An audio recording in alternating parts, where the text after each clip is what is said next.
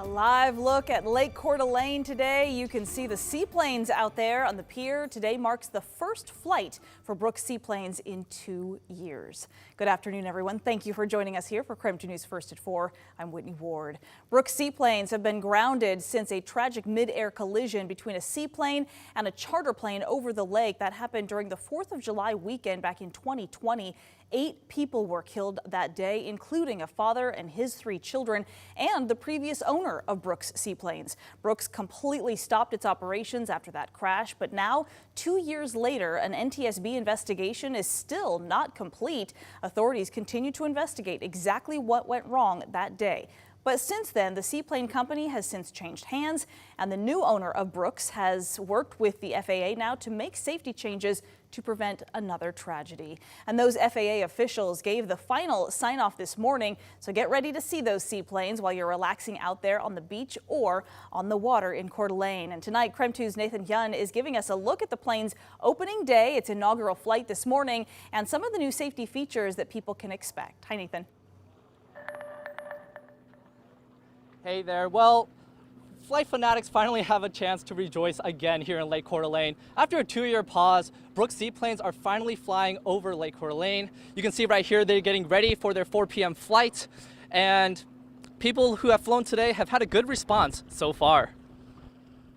This time under new ownership, Brookes Seaplanes have a couple of new safety features. One of the features is an automatic dependent surveillance broadcast data system. This means that the pilot will be able to see any planes in a 3-mile radius. The previous planes did not have this. And Shane Rogers, the new owner of the company, is excited that everything is finally able to come together and wants people to know it is safe to fly again. We've had all kinds of different aviation people to get us here, but we're here. Getting the first one out of the way is a huge weight off my shoulders. We know it works. We know the airplane's perfect for it. It's great. It's a great, great day. And Rogers also said that they have published a flight plan where no other planes are allowed to fly on. It's been just over 2 years since a mid-air crash that killed 8 people over the lake, and the NTSB has not completed its investigation into that fatal crash. It is still pending. So again, for the first time in 2 years, Brookes Seaplanes are flying over Lake Coeur d'Alene. And if you want to have a seat right here in this very plane, it's a Beechcraft 18, then you could book a ticket at spokane-county.com. Tickets are $150 for adults and $100 for children 11 and under. But for right now, live in Coeur d'Alene, Nathan Hyun, KREM 2 News. All right, Nathan, thank you very much. Well, a heads up for campers. Restrictions on campfires will go into effect starting tomorrow. The Washington Department of Fish and Wildlife says burning a campfire on any of their property and land will be restricted starting tomorrow to reduce fire risk. Campfires including those that are in a fire ring, plus shooting off guns, smoking, and driving on back roads. It will all fall under those restrictions. Goodness. Now, all of those restrictions will remain in effect until further notice, but to be clear, this is for fish and wildlife land. It is not for state parks. You can still find a full breakdown of the restrictions on our website. Just go to KREM.com. And it certainly was a beautiful day out there. Gorgeous over Lake Coeur d'Alene and gorgeous just about everywhere else. The summer sun has arrived, and so has the summer heat. We want to turn things straight now to our chief meteorologist, Jeremy Legoo, once again out there in the elements, taking a look at how hot it's going to get this weekend. Hi, Jeremy. Hey Whitney, it was one of those days where I made my way out to the water pretty early this morning, and even by then, I was already sweating. How about this for a lake temperature? 85 degrees for your air temperature, excuse me.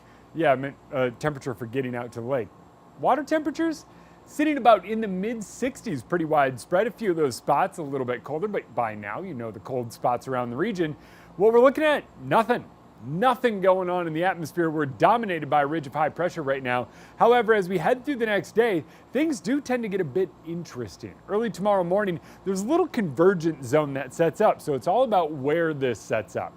I do believe it's going to kind of set up similarly to what we saw the other day with our thunderstorms, but notice this one a little bit different. It starts after dawn, and then as it moves through, it doesn't last as long, it's not as widespread, and it's a quick shot of a little bit of scattered moisture. But then as we head into the afternoon, the threat shifts a little bit to the other end of the spectrum. It's gusty wind and a very dry atmosphere as we get into the second half of the day. I'll walk you through elevated fire danger coming up in the full forecast. All right, Jeremy, thank you. And And it may be the middle of summer, but Spokane Public School District parents need to already be thinking about the upcoming year. Who's riding the bus and where the stops are going to be located is changing this year. KREM 2's Janelle Finch is joining us now to tell us the changes that students and parents are going to need to know before the rider registration period closes. Janelle? Following a nationwide bus driver shortage, the Spokane Public School District reevaluated transportation services for the 2022-2023 school year. Some of their recommendations included reducing the number of bus stops and decreasing how many students ride the bus. SPS is asking parents to complete registration by tomorrow to better understand what students need bus services. The school board approved 4 short-term plans to better its busing system. Those plans included less stops, partnering with STA, and exploring alternative transportation. One change that will have less students riding the bus is increasing walk zone boundaries. Last year, middle and high school students living within 1 mile of their schools were required to walk. Next year, those students living within 1.5 miles will also be walking to school. This boundary change only applies for middle and high school students. The school district has been reminding parents and guardians to be aware of the registration deadline. Registering will help determine where the district needs to put its centralized bus stops. The registration form is open on the SPS website. Parents of special education students do not need to fill out the form and should contact the special ed department to complete registration. SPS parents have been vocal about their concerns with the district's transportation provider, Durham School Services. Parents were frustrated over buses not showing up and delays.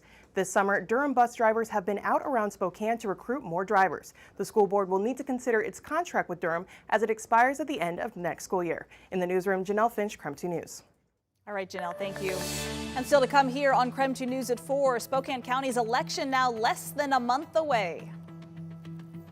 We, the people of this county, can change a lot of things, and I'm going to solicit that input. We are spilling the tea on who your local candidates are ahead of the primary election coming up in August. Tonight we're hearing from Mike Zollers, who is running for Spokane County Sheriff. And it is our favorite night of the week because, of course, we're grilling up with Tom's Barbecue. And Tom Sherry's out there right this minute. Tom, what's on the menu? Beef tostadas. Who does steak tostadas on the barbecue? This guy does. We'll show you how we're going to do it coming up.